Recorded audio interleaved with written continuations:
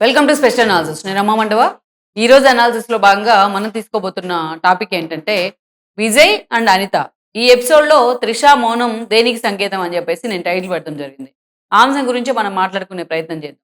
ఇక్కడ చూసినట్లయితే లేటెస్ట్గా టీవీకే పార్టీ అధినేత, అంతకంటే ముందు దళపతి అని తమిళ ప్రజలు ముద్దుగా పిలుచుకునే విజయ్ ఈ మధ్య ఎప్పుడు కూడా వార్తలోనే ఉంటా వస్తున్నారు. ఏ ముహూర్తంలో ఆయన రాజకీయాల్లోకి వస్తానని ప్రకటన చేశారో, ఏ ముహూర్తంలో టీవీకేని ప్రకటించారో కానీ అప్పటి నుంచి ఏదో ఒక వివాదం విజయ్ని చుట్టుముడుతానే ఉంది. లేటెస్ట్గా మరో వివాదం ఆయనకి ఈరోజు ఆయన ఫ్యాన్స్ని కూడా కొంత అలజడికైతే గురి చేసింది. ఆయన సొంత భార్య ఎవరైతే ఉన్నారో అనిత, ఆవిడ ఆల్మోస్ట్ వాళ్ళు 99లో వివాహం చేసుకున్నారు. ఇన్ని సంవత్సరాల తర్వాత ఈరోజు విజయ్ మీద ఆమె సంచలన ఆరోపణలు చేస్తూ అటు కోర్టు మెట్లెక్కే ప్రయత్నం చేశారు. తమిళనాడుకు చెందిన చెంగల్పట్టు కోర్టులోని ఆవిడ విజయ్‌కి సంబంధించి ఒక కంప్లెయింట్ రైజ్ చేయడం జరిగింది. ఆయన మీద డైరెక్ట్ డిఫర్మేషన్ సూట్ ఏసారు ఆవిడ. డైవోర్స్ సూట్ ఏయటం జరిగింది. తను విజయ్‌ని ఎన్ని రోజుల నుంచి కన్విన్స్ చేస్తున్నప్పటికి గూడా, ఆయన అక్రమ సంబంధం విషయంలో మాత్రం ఆయన కన్విన్స్ కావట్లేదు. గతంలో నాకు హామీ ఇచ్చారు తనను వదులుకుంటాను అని జెప్పి. ఒక ఇండస్ట్రీకి చెందిన ఒక నటితోని ఆయన ఈ సంబంధం కొనసాగిస్తా ఉన్నారు. కానీ ప్రతిసారి విజయ్ మాట తప్పుతా ఉన్నారు అని చెప్పేసి, ఆవిడ నాకు డైవోర్స్ కావాల్సిందే అని చెప్పేసి ఆమె ఆ సూట్ ఏయటం జరిగింది. అయితే ఇదే సమయంలో ఆమె ఇంకా సంచలన ఆరోపణలు కూడా చేశారు. ఏం చేశారు అంటే, ఏదైతే కమెంట్స్ చేసున్నానో వీటి మీద విజయ్ గాని ఎవరైనా సరే స్పందిస్తే, వైలెంట్‌గా స్పందిస్తే, ఆ నటి ఎవరో ఆ పేరు కూడా నేను బయట పెడతాను. పూర్తి స్థాయిలో వాళ్ళిద్దరి మధ్య రిలేషన్ ఉంది అనడానికి నా దగ్గర ఆధారాలు కూడా ఉన్నాయని చెప్పేసి ఆవిడ ఇంకా సంచలనం చేశారనమాట. మొత్తం తమిళనాడు రాజకీయాల్లో ఈ ఎపిసోడ్ ఒక సంచలనాంశంగా మారింది. ఎందుకంటే త్వరలోనే అసెంబ్లీ ఎలక్షన్స్ రాబోతా ఉన్నాయి. అసెంబ్లీ ఎలక్షన్స్ ఎప్పుడైతే విజయ్ పార్టీ పెట్టిన దగ్గర నుంచి ఆయన వార్తల్లోనే ఉన్నారు ఏదో ఒక రూపంలో. ఈరోజు అసెంబ్లీ ఎన్నికల షెడ్యూల్ కూడా రాబోతా ఉన్న పరిస్థితిలో, ఈరోజు ఒక్కసారిగా విజయ్ ఫ్యాన్స్‌ని గాని, ఆ పార్టీ ఫాలోయర్స్‌ని గాని ఈ అంశం ఏదైతే ఒక ఉలికిపట్టుకి గురి చేస్తుందనే అనుకోవాలి. ఎందుకంటే ఇటీవలే మనం చూసాం. వరుసగా ఆయన వివాదాల్లో ఇరుక్కుంటా వస్తా ఉన్నారు. తన పార్టీ పెట్టిన తర్వాత కరూర్‌లో ఆయన ఏదైతే ఒక పబ్లిక్ మీటింగ్ కాల్ఫర్ చేస్తే దాంట్లో తొక్కిసలాట జరిగి దాదాపు 40 మందికి పైగా అక్కడ మరణించారు. ఆల్మోస్ట్ మనం చూసినట్లయితే ఎంతోమంది గాయపడ్డారు. అయితే ఈ అంశం మీద విజయ్‌కి సంబంధించి ఎన్నో విమర్శలు చేశారు. అటు బీజేపీ గాని, ఇటు డీఎంకే నుంచి గాని ఆయన మీద ఎన్నో విమర్శలొచ్చాయి. ఈ క్రమంలోనే విజయ్ స్వయంగా కోర్టుకి అప్పీల్ చేశారు. ఆయన స్వయంగా కోర్టుకి అప్పీల్ చేయటమే కాదు, దాని మీదే కోర్టు కూడా స్పందించి సీబీఐ ఎంక్వైరీని కూడా లీడ్ చేసిన పరిస్థితి ఉంది. సో, ఈ అంశంలోంచి అసలు ఆ పార్టీ బయటపడలేకపోయింది. పార్టీ పెట్టిన కొత్తలోనే ఇలాంటి ఒక దుర్ఘటన జరగటం విజయ్ కూడా డైజెస్ట్ చేసుకోలేకపోయారు. ఆ ఫ్యామిలీ‌ని అందరి దగ్గరికి వెళ్లి వాళ్ళని పరామర్శించారు. వాళ్ళకి ఎంతో కొంత ఆర్థిక సాయం చేసే ప్రయత్నం చేశారు. ఎక్కడ మీడియా హడావిడి కూడా లేకుండా చూసుకున్నారాయన. కానీ అది మాత్రం ఆ పార్టీని, ఆ ఇష్యూ మాత్రం వెంటాడుతూనే ఉంది. అంతమంది ఫ్యామిలీని కోల్పోవడం, తన అభిమానులను కోల్పోవడం అనేది ఒక దురదృష్టకర సంఘటన. కాతే దీని రూపంలో అటు విజయ్ అన్నా డీఎంకేకి కానీ, ఇటు డీఎంకేకి కానీ ఒక ఆయుధం ఇచ్చారనే అనుకోవాలి. అయితే అలాంటి విజయ్ కోసం పార్టీలన్నీ కూడా ముందు నుంచే ట్రై చేస్తా ఉన్నాయి. మనం చూసినట్లయితే అటు విజయ్‌తో పొత్తు పెట్టుకొని, ఎందుకంటే విజయ్ కింగ్ మేకర్‌గా మారబోతా ఉన్నారు. ఆయన ఫ్యాన్ బేస్ అర్బన్ ఏరియాస్‌లో చాలా సాలిడ్ ఫ్యాన్ బేస్ ఉంది ఆయనకి. ఫ్యాన్ బేస్ కారణంగా కింగ్ మేకర్ కాబోతున్నారు విజయ్ అనే అంచనాలు కనిపిస్తా ఉన్నాయి తమిళనాట. ఈ క్రమంలోనే విజయ్ లాంటి వాడు తమతో జత కడితే తమకు లాభిస్తుందని చెప్పి బీజేపీ లెక్కలు కడతా ఉంది. ఎట్ ద సేమ్ టైమ్ మొన్నటి వరకు అన్నా డీఎంకే కూడా ఏదైతే ఈరోజు శ్రీరామ్ లాంటి వాళ్ళు చేసిన సర్వేలతోని అన్నా డీఎంకే లీడింగ్‌లోకి రాబోతుందన్న అంచనాలు కూడా కొన్ని వస్తా ఉన్నాయి.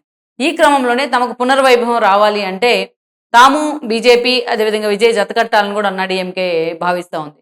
ఇక మరోవైపు అటు స్టాలిన్ వైపు నుంచి కూడా విజయ్‌ని ఆహ్వానిస్తున్నట్టుగా వాళ్ళు కొన్ని ప్రకటనలు చేశారు. అయితే ఇటీవలే విజయ్ ఈ అంశానికి సంబంధించి ఒక క్లారిటీ కూడా ఇవ్వడం జరిగింది.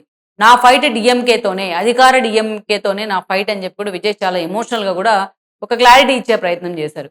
ఇక మనం చూస్తే ఆ వివాదం సమస్య పోకముందే కరూర్ ఇష్యూ ముగిసిపోలేదు ఇంకా. దాని గురించి సీబీఐ ఎంక్వైరీ కూడా నడుస్తోంది. విజయ్ కూడా దానికి విచారణకు కూడా హాజరు కావడం జరిగింది.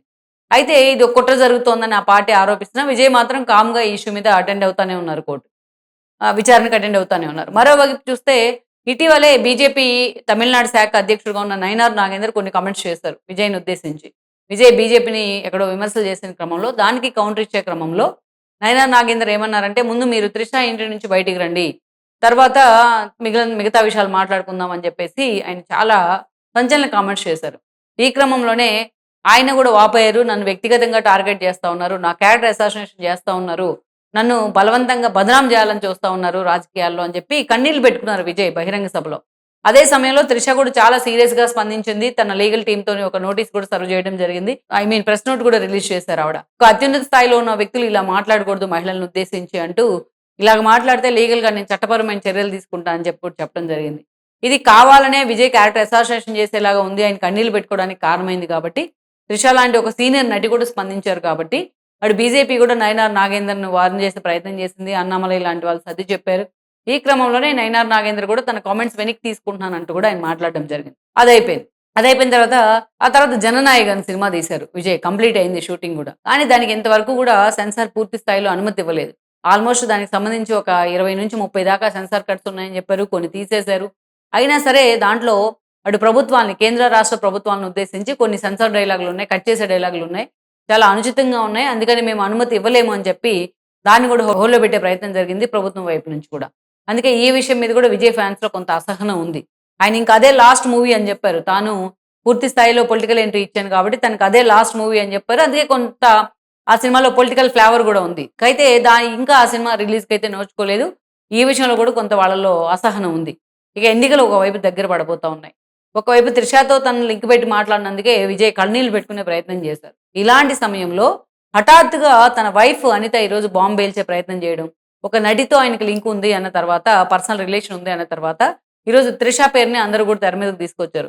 విజయ్ ఫ్యాన్స్ ఈ అనిత ఆయన గురించి విడాకుల నోటీస్ ఇచ్చిన తర్వాత ఆయన రేపు ఈ నెలలో ఎప్పుడో 26వ తేదీ ఏమో అటెండ్ కావాలి నెక్స్ట్ మంత్‌లో అని చెప్పి కోర్ట్ కూడా ఆయనకి నోటీసులు ఇవ్వడం జరిగింది. అయితే ఈ క్రమంలోనే విజయ్ మాత్రం ఇప్పటిదాకా కూడా ఈ అంశం మీద స్పందించలా. కానీ విజయ్ ఫ్యాన్స్ మాత్రం త్రిషని టార్గెట్ చేస్తూ ఆమె గతంలో విజయ్ ఆమె కలిసిన ఫోటోలను కూడా సోషల్ మీడియాలో వైరల్ చేస్తా ఉన్నారు. సినిమా ఫంక్షన్స్‌లోనూ, పబ్లిక్ ఫంక్షన్స్‌లోనో, ఎక్కడైనా ప్రైవేట్ ఫంక్షన్స్‌లోనో కలిసిన ఫోటోలను కూడా వైరల్ చేస్తా ఉన్నారు. మీరు మా అన్న జీవితాన్ని పొలిటికల్‌గా ఆయన అప్‌లిఫ్ట్ అవుతా ఉన్న సమయంలో, ఆయన పొలిటికల్‌గా ఆయన గ్రాఫ్ కెరీర్‌లో దూసుకుపోతా ఉన్న సమయంలో మీరు ఎంట్రీ ఇచ్చారు. మా అన్న జీవితాన్ని నాశనం చేశారు అని చెప్పి వాళ్ళు ఉదయం నుంచి పాపం త్రిషని తిడుతూనే ఉన్నారు ఈ ఇష్యూలో. ఉదయం నుంచి. మొత్తం వాళ్ళిద్దరూ క్లోజ్‌గా ఉన్న ఫోటోస్‌ని కూడా కొన్ని సోషల్ మీడియా వేదికగా వైరల్ కూడా చేయడం జరిగింది చాలా మంది ఫ్యాన్స్. సో, ఈరోజు మొన్న ఎలాగైతే త్రిష మీద సానుభూతి వచ్చిందో, నయనార్ నాగేంద్ర లాంటి వాళ్ళు ఆమె మీద కామెంట్ చేసినప్పుడు, బట్ అదే సమయంలో ఈరోజు అనిత లాంటి వాళ్ళు ఆమెని ఇండైరెక్ట్‌గా కామెంట్ చేశారు. ఆవిడెక్కడ త్రిష పేరు బయట పెట్టలేదు. కానీ ఈరోజు ఇందుకు కారణం త్రిషనే అని చెప్పేసి వాళ్ళు ఆ స్థాయిలో వైరల్ చేస్తా ఉన్నారు. త్రిష పేరుని ఆ స్థాయిలో పాపం కాంట్రాడిక్ట్ చేశారు. ఆవిడని సాఫ్ట్ టార్గెట్ అవుతా ఉన్నారు. ఇక్కడ విజయ్ ఫ్యాన్స్ తెలుసుకోవాల్సిందేందంటే, విజయ్‌కి ఆల్రెడీ పెళ్లయింది. దాదాపు 30 ఏళ్ళు కావస్తుంది. 25 ఏళ్లున్న పిల్లలున్నారు. ఒక అబ్బాయి, ఒక అమ్మాయి. మరి అలాంటి విజయ్‌కి అంత వీక్‌నెస్ ఎందుకుంది త్రిష విషయంలో? మీరు ముందు టార్గెట్ చేయాల్సింది విజయ్‌ని గదా! ఎందుకు త్రిష ఇక్కడ సాఫ్ట్ టార్గెట్ అవుతా ఉంది? మా అన్నయ్య జీవితంలో నిప్పులు పోశారు. మా అన్నయ్య కెరీర్‌లో నిప్పులు పోశారని చెప్పి ఆవిడని తిడతా ఉన్నారు విజయ్ ఫ్యాన్స్. గతంలో అజిత్ కుమార్‌ని కూడా ఇంతే తిట్టారు ఆ రోజున విజయ్ ఫ్యాన్స్ చాలా సందర్భాల్లో. సో, అందుకనే ఈ రోజున విజయ్ పూర్తి స్థాయిలో డైలమాలో పడ్డట్టే ఈ అంశంలో. అందుకే ఇంతవరకు విజయ్ మాట్లాడల. అయితే విజయ్ మాట్లాడుకుంటే ఆయన పొలిటికల్ కెరీర్ మీద ఇది దెబ్బేస్తుందన్న ఆలోచనతో ఆయన స్పందించుండరు. కానీ సేమ్ టైమ్ త్రిష మాత్రం ఈరోజు సైలెంట్ అవ్వడం. నయనా నాగేంద్ర అంటేనేమో వెంటనే ఆవిడ మీడియా ముందుకొచ్చే ప్రయత్నం చేశారు. కానీ ఈరోజు ఆ స్థాయిలో ఆయన సొంత భార్య కామెంట్ చేసి ఆమె కోర్టు మెట్లెక్కే ప్రయత్నం చేస్తే ఇప్పటిదాకా త్రిష స్పందించకపోవడం. ఆవిడ అంత సాఫ్ట్ టార్గెట్ అవుతున్న ఈ విషయంలో తను స్పందించకపోవడం మాత్రం అనేక రకాల స్పెక్యులేషన్స్, అనేక రకాల ఊహాగానాలు దీని మీద తెర మీదకొస్తా ఉన్నాయి ఈ అంశంలో. సో, ఓవరాల్‌గా మాత్రం నిజంగానే విజయ్ రేపు కింగ్ మేకర్‌గా మారబోతున్నాడు తమిళనాడు రాజకీయాల్లో అనుకుంటున్న సమయంలో, ఈ ఎపిసోడ్ తెర మీదకి రావడం మాత్రం నిజంగా అతనికి పొలిటికల్ సెట్ బ్యాక్ కాబోతుందనే చర్చ అయితే జరుగుతా వస్తుంది.